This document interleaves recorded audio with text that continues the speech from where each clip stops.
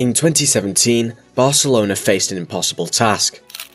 Down 4-0 after the first leg against PSG in the Champions League, no team had ever overcome such a deficit. Luis Enrique looked into his players' eyes and said something that changed football history forever. That miraculous 6-1 comeback represents a pivotal chapter in Enrique's revolutionary career. His journey spans from the controversial transfer between Spanish rivals to transforming star-studded teams into cohesive units. Behind Enrique's tactical innovations lies a story of unwavering resilience and personal tragedy that profoundly shaped his coaching philosophy. His approach embodies a rare combination of strategic genius and emotional intelligence that continues to influence the beautiful game today. The controversial player from Madrid to Barcelona. In the rivalry-fueled landscape of Spanish football, few acts are considered more sacrilege than crossing the divide between Real Madrid and Barcelona. Yet in the summer of '96, Luis Enrique Martinez did exactly that.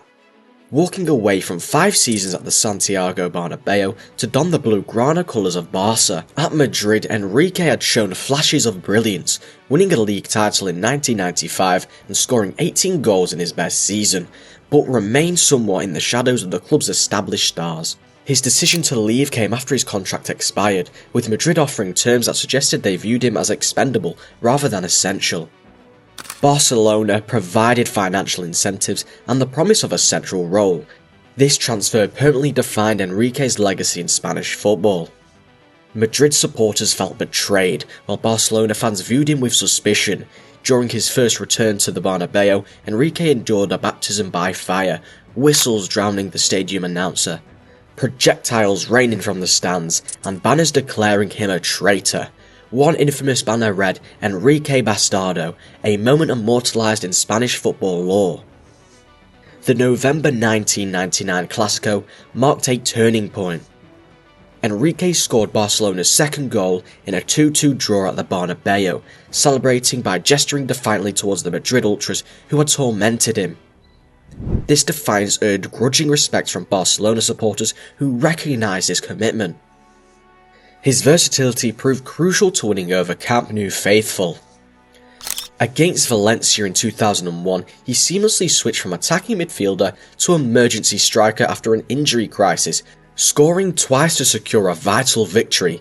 This adaptability, playing effectively across midfield and attack positions, showcased the football intelligence that would later define his coaching philosophy. 8 seasons, 300 appearances, and 109 goals later, Enrique had transformed from outsider to Barcelona icon. Eventually becoming club captain, he embedded himself into the fabric of FC Barcelona through consistent performance and unwavering loyalty. This unique journey through adoration and hatred gave Enrique remarkable perspective, having experienced both sides of Spain's greatest football rivalry, forged a resilience that became his trademark, an ability to focus amidst chaos and understand football's psychological dimensions beyond tactics and technique. The tactical revolutionary, building Barcelona's treble. The psychological fortitude Enrique developed as a player would soon be tested in an entirely different arena. When he took over Barcelona in 2014, he inherited a team still bearing Pep Guardiola's imprint, a squad synonymous with tiki-taki's intricate passing and midfield dominance. But rather than becoming a caretaker of this tactical legacy, Enrique arrived with a vision that would challenge the club's fundamental beliefs about how football should be played. His coaching evolution followed a deliberate path. At Barcelona B, Enrique's stint at Roma provided important lessons, while at Celta Vigo he implemented a direct, pragmatic style that guided the modest club to 9th in La Liga. These experiences shaped a coaching philosophy distinct from Barcelona's established identity. Reports of friction with Messi and a January 2015 loss to Real Sociedad intensified scrutiny around Enrique's tactical shift. Many questioned whether this constituted evolution or betrayal of Barcelona's essence. Enrique's approach soon revealed itself as tactical brilliance. He pivoted from midfield-dominated possession to a vertical system that prioritised quick ball movement to his front three. The MSN trio, Messi, Suarez and Neymar, became the centrepiece, combining for 122 goals in his first season alone. This system balanced structures with creative freedom. Enrique created a framework that unleashed individual brilliance while maintaining team cohesion. The South African forwards enjoyed autonomy in the final third while the rest of the team provided disciplined support. The 2014-15 Champions League semi-final against Bayern Munich showcased this tactical flexibility. During one pivotal sequence, Barcelona absorbed pressure before launching a devastating counter that allowed Messi to cut inside and curl a shot past Neuer. This moment epitomised Enrique's evolution from Guardiola's template, setting up the eventual 3-1 triumph over Juventus in the final. Enrique's legacy speaks through results: 8 trophies in 3 seasons, including the historic treble in 2014-15. By prioritising outcomes over ideological purity, he retained elements of Barcelona's possession-based DNA while adding directness and pragmatism that made them more unpredictable. His coaching philosophy emerged as distinctly his own, results-oriented, adaptable, and built around maximising player strengths rather than adhering to a predetermined style. The human behind the tactician, tragedy and transformation.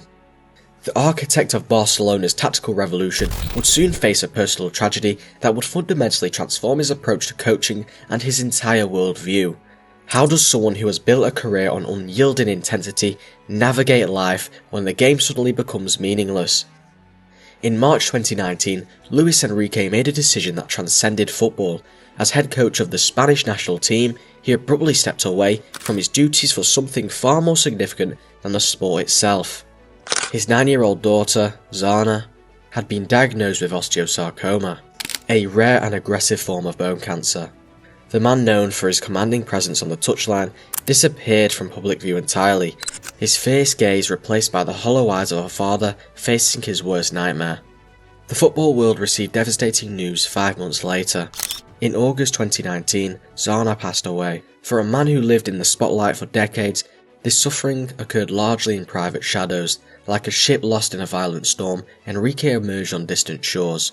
Fundamentally the same vessel, but forever altered by the journey.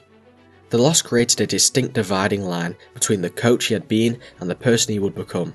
When Luis Enrique returned to Spain's helm in November 2019, those closest to him witnessed a transformation. The tactical genius remained, but something profound had shifted. His once impenetrable exterior now revealed glimpses of vulnerability. Players encountered a leader who maintained his tactical standards while developing a capacity for genuine emotional connection, as if the cracks in his armour allowed more light to pass through.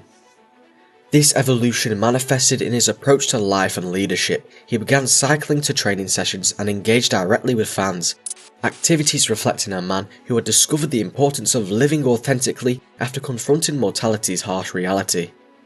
What emerged was a more complete leader. Under his guidance, Spain reached the Euro 2020 semi-finals during a period of transition.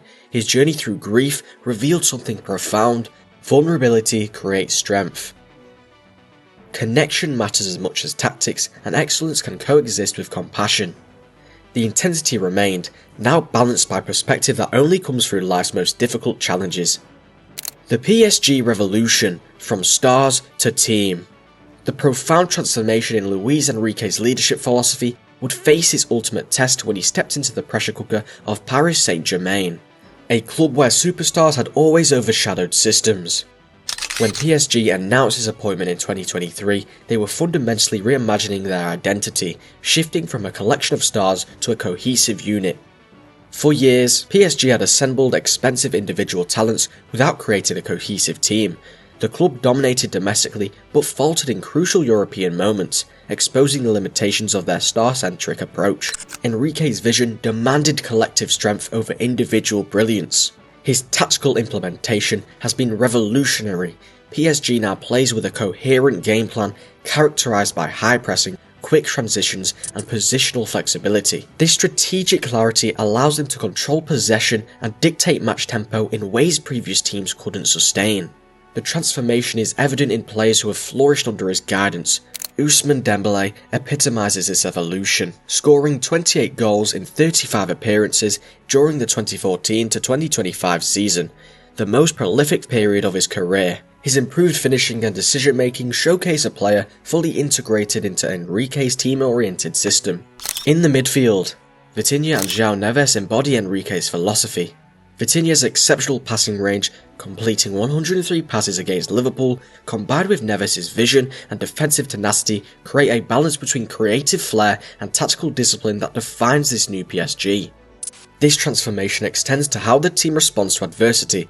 In the Champions League, PSG demonstrated remarkable resilience, turning around a 2-3 home loss to Barcelona with a 4-1 away victory, and recovering from a 2-0 deficit to defeat Manchester City 4-2.